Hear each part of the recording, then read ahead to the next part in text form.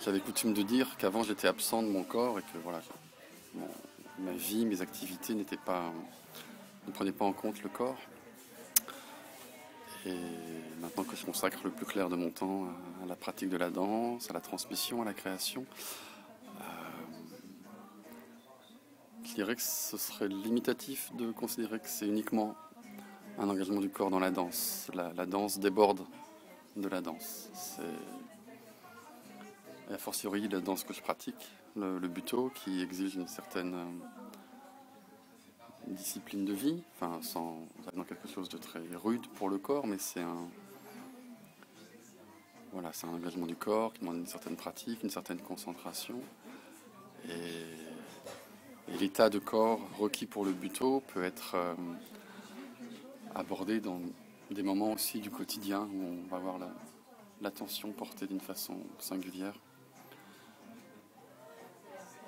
Donc peut-être qu'il faut déconstruire cette question et dire que s'interroger sur les limites de la danse à partir du moment où on se définit comme danseur. Est-ce que c'est des moments ou est-ce que c'est un état plus ou moins entier, constant, ou diffus? Je ne sais pas. Alors, est-ce que ce serait éventuellement une vie mode d'emploi? Ben, après, moi, je ne suis pas nécessairement à me poser la question régulièrement. Donc je prends l'opportunité de vous rencontrer pour laisser germer ces questions aussi. Euh, je crois que ça induit énormément de changements. Je ne peux pas le nier. C'est des changements visibles et invisibles, pas uniquement dans le corps, aussi dans la relation aux autres, à l'espace. Euh,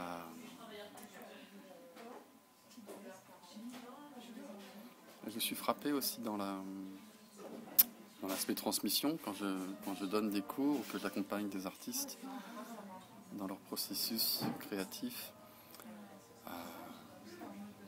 par le fait que finalement le corps est toujours avant la conscience ou l'idée.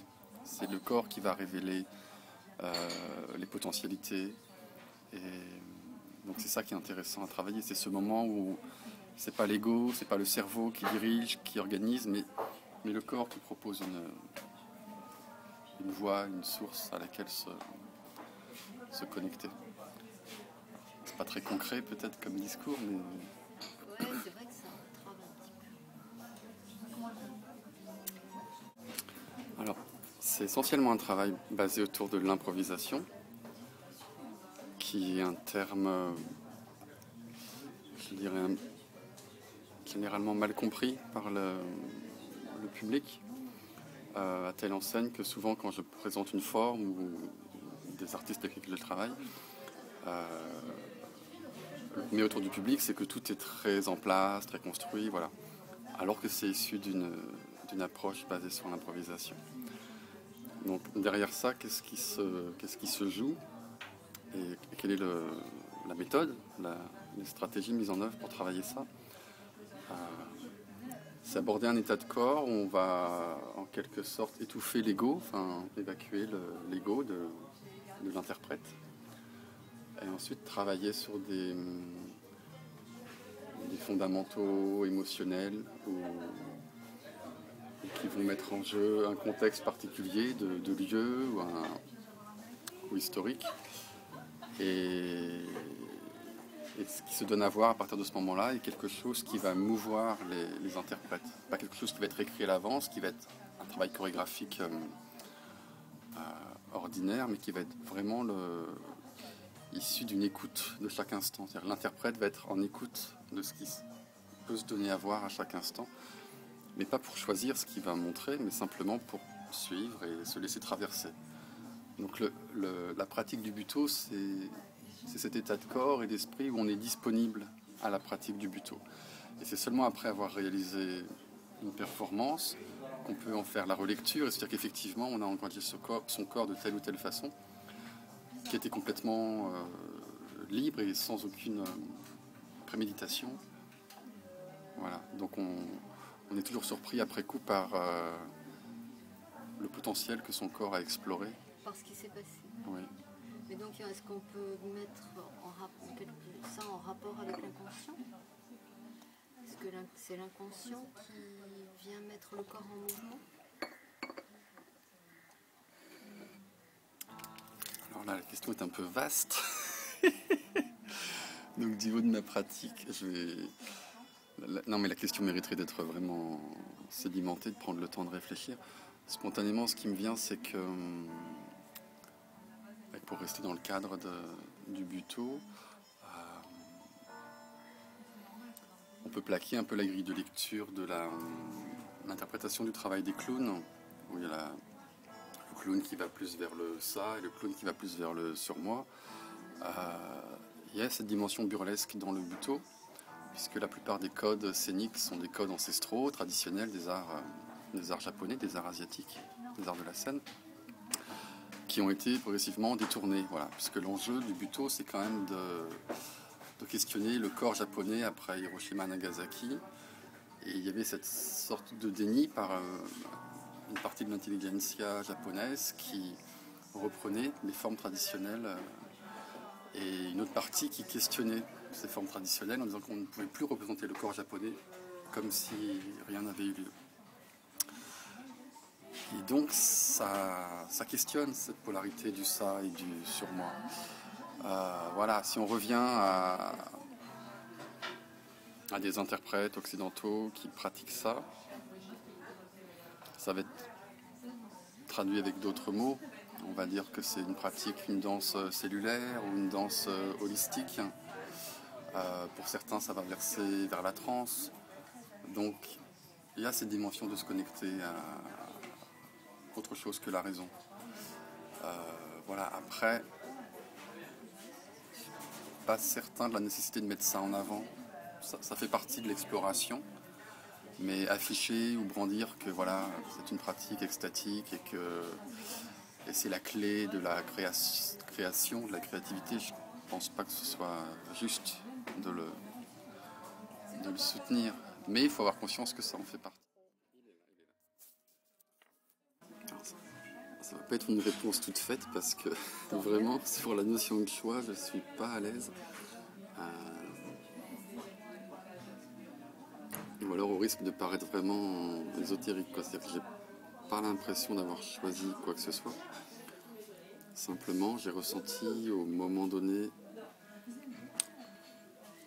où j'ai eu l'opportunité de pratiquer pour la première fois le buto, c'était impromptu, c'était un stage de danse, mais pas nécessairement orienté sur le buto. J'ai perçu quelque chose de juste, voilà, comme un moment un peu au diapason. Donc forcément, après avoir ressenti ça, j'ai eu le besoin de l'expérimenter davantage. Et donc très naturellement, ça a été progressivement à l'exclusive d'autres pratiques. Et donc ce qui le rend d'autant plus juste dans la mesure où avant j'avais un peu tendance à être curieux et expérimenter des choses très diverses et variées, sans qu'aucune ne prenne vraiment l'aplomb sur le reste. Voilà, c'est ma réponse sur le choix. Sur le choix. Et votre réponse sur un danseur peut-il oublier son corps quand il ne danse pas? Oui, parce que j'ai pas déjà répondu à cette question.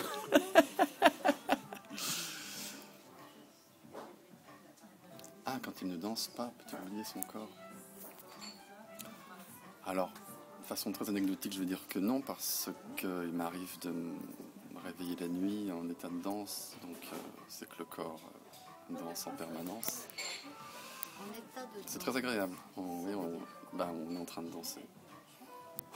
Comme une forme de rêve ou non? Les gens qui se réveillent la nuit, justement qui ne se réveillent pas, les somnambules, voilà. Une forme d'ensomnambulisme, voilà, ça m'arrive régulièrement. Enfin, vous n'êtes pas debout quand même. Non, je reste sous la couette.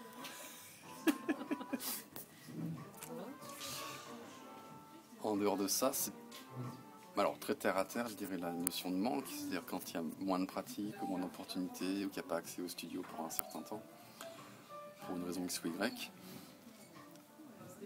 le rapport au corps change et voilà. l'aspect du manque qui fait que ça va révéler en creux ma relation à mon corps. Qu'est-ce que ça va faire concrètement? Ça va rendre un